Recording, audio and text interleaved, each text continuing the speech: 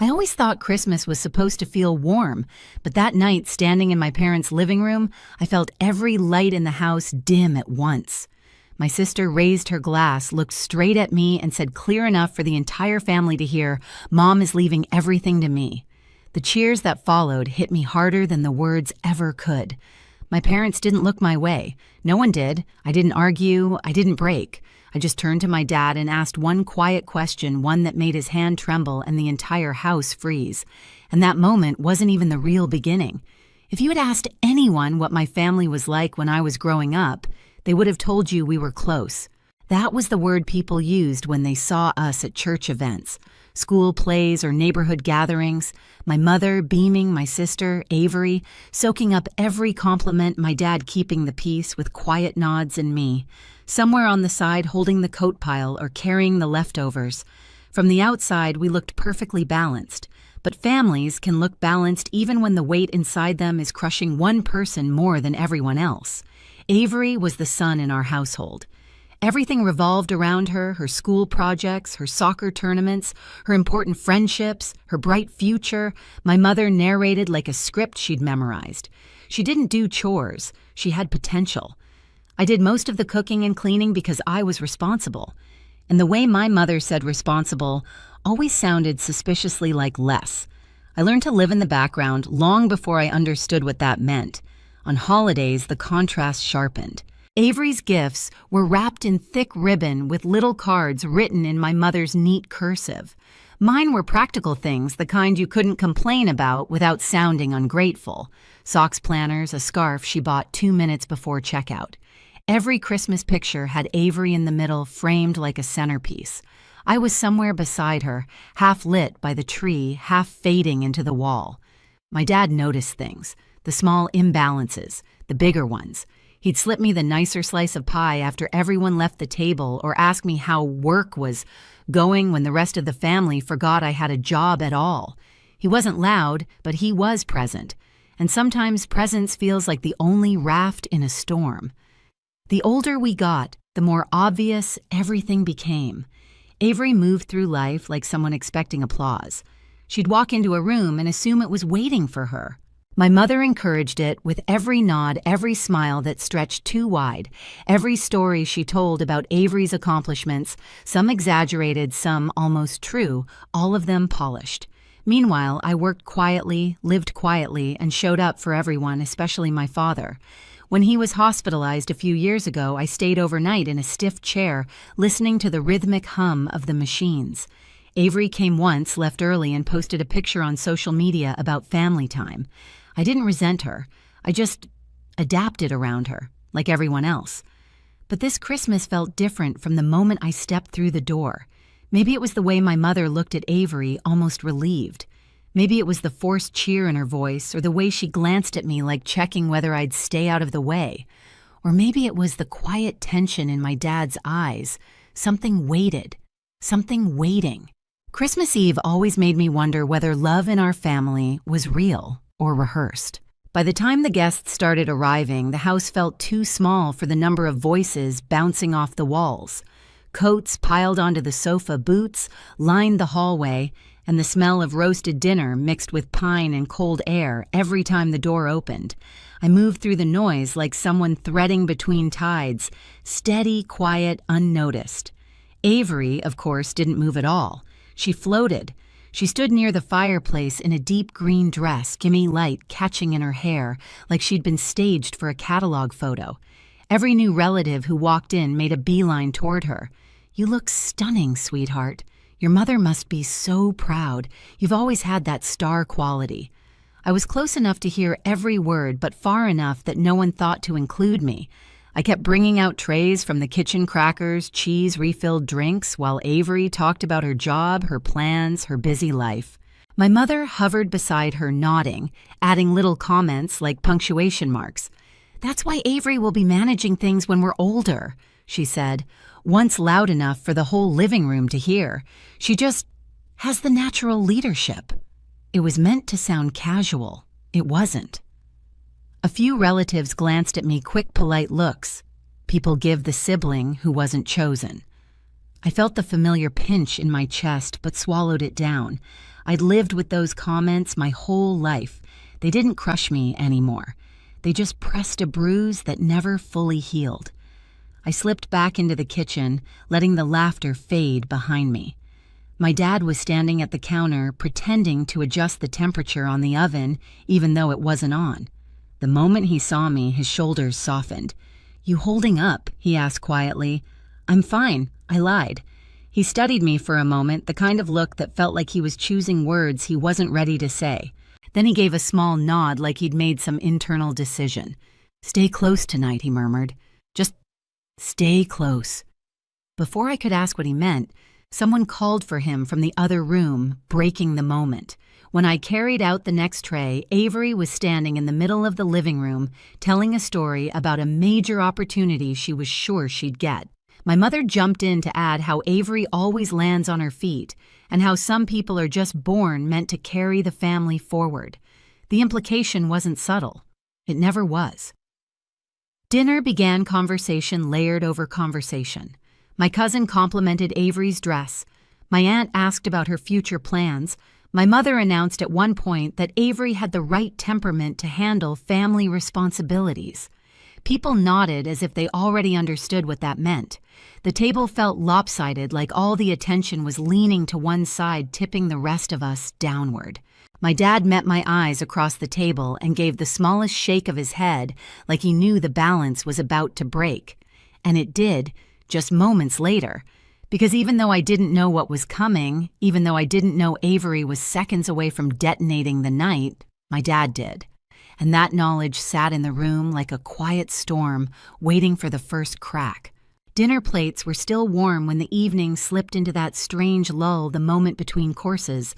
When the room exhales, people lean back and conversations stretch into softer threads. But under it all, something in the house felt tight, pulled, like the walls were listening. My mother stood up to refill drinks, and as she passed behind Avery, she rested a hand on her shoulder with deliberate pride. "This is the year things really come together," she said. "Avery's ready to take on more. She'll be handling the important family matters moving forward." No one asked what that meant. They didn't need to. Everyone had heard versions of it before. Avery smiled like she'd been handed a crown. "Well, someone has to keep things running," she said, trying to sound humble but failing miserably. "Mom and I talk about it all the time. She trusts me. And why wouldn't she?" my mother added. "You've always been reliable." The fork in my hand paused midair. Reliable. It was the word she used for Avery today. The word she used for me only when she wanted something done without argument. An aunt across the table glanced at me, gave a sympathetic smile that didn't land. I wasn't sure whether she felt bad or just felt awkward. I excused myself and stepped into the hallway, needing a breath. The house was warm, but I felt cold, like the insulation between me and the rest of them had finally thinned to nothing. As I leaned against the wall, a memory surfaced uninvited. 3 winters ago, my dad had been in the hospital for a week. Avery stopped by once, took a picture of her coffee beside his bed, then left early because she had a dinner thing. I stayed every night half asleep in those stiff vinyl chairs, adjusting his blankets, learning the rhythm of monitors. Nurses would peek in and whisper, "You're a good daughter." My mother never once thanked me, but she thanked Avery for showing up when it mattered. Remembering that now made my eyes sting. I walked into the garage to steady myself. The cold air hit my face, clearing the fog. The same string lights my dad hung years ago still lined the shelves, small warm bulbs that flickered like they were holding on out of loyalty. He and I used to talk out here when I was younger, when Avery was too busy being admired to notice. As I stood there staring at the tools on the wall, my dad stepped inside. "You okay?" he asked. I hesitated. "Mom's making it pretty clear who she wants running things." He nodded, eyes softening. "She's been doing that for years." "I know," I said quietly, "but tonight, it feels like she's erasing me entirely." He exhaled slowly, like he'd been carrying the weight of that truth for too long. "Emily," he said, stepping closer, "you're not invisible. Not to everyone." His voice had a tremor, small but telling. I searched his face. Something was there, something heavy he hadn't said. "Dad, is there something I should know?" He didn't answer, Not directly, he just placed a hand on my shoulder, firm and grounding. "Just be steady tonight," he whispered. "Some truths need the right moment to be spoken." Before I could ask anything else, someone called from the living room, and just like that, the moment broke. But my father's words didn't leave me. They settled in my chest like an ember, quiet waiting. And I didn't know it yet, but that ember was seconds away from catching fire. When we walked back into the living room, something in the air had shifted. The chatter was louder, looser, fueled by wine and the illusion of holiday peace. The fire crackled softly, throwing gold light across the room.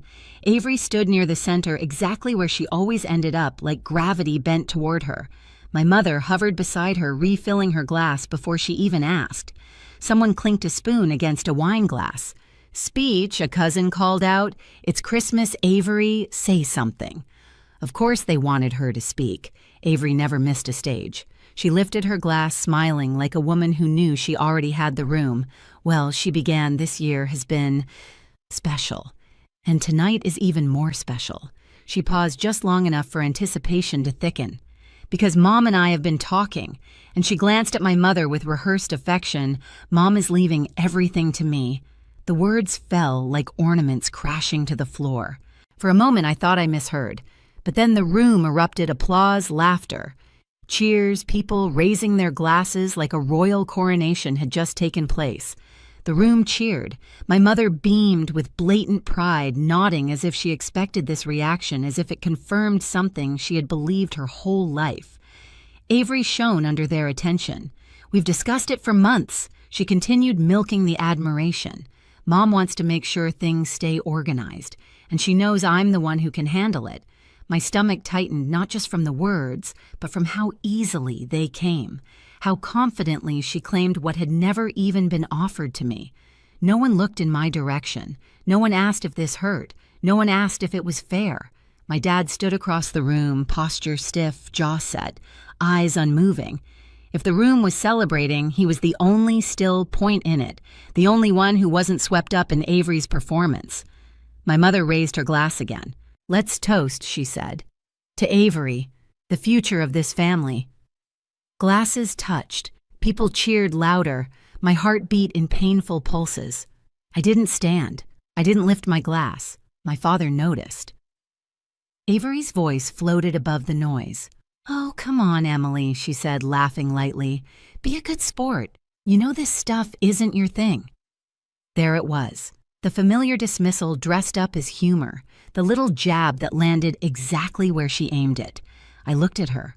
Really looked at her, and something inside me went still. Not broken. Not shaking. Just still. In that stillness, a dozen Christmases flashed through my mind.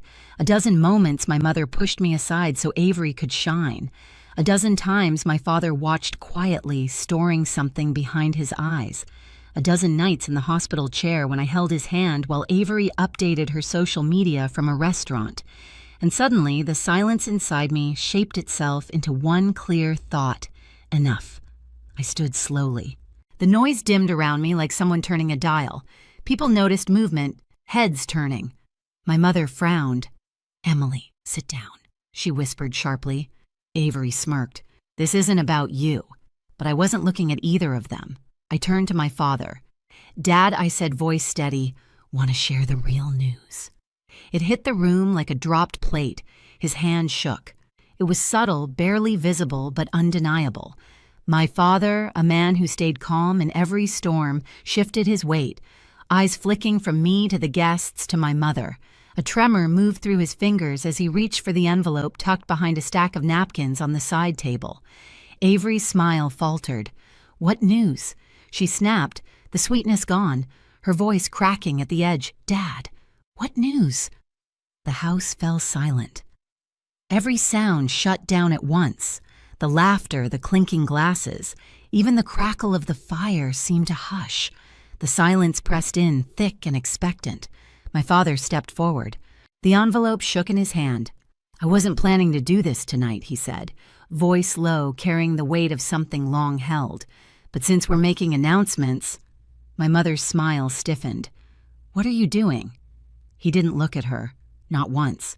He opened the envelope and pulled out a set of documents. I updated my will months ago, he said, projecting his voice now, letting each word fall clean and heavy. Everything I own, my savings, my property, my investments, goes to Emily. Gasps sliced through the silence. My mother's hand flew to her chest. What you can't we discussed? No, he said, finally turning to her. You discussed. You planned. You pushed. But you didn't ask me. And you didn't treat both our daughters fairly. Avery stepped forward, panic flooding her face. Dad, this is insane. Mom already said I don't care what your mother said. His voice cracked like a whip. She can leave you whatever she has. But my estate, everything I've worked for, goes to the child who stood by me, the child who showed up, the child who cared. His gaze landed on me. Avery's face twisted. You're punishing me because I have a life, because I don't babysit everyone's feelings. No, he said quietly. Because you only show up when it benefits you. My mother grabbed his arm. You're making a scene. He shook her off gently but firmly. The only scene being made tonight is the one you two created by turning this family into a competition. Avery's voice rose frantic. This isn't fair. You can't do this.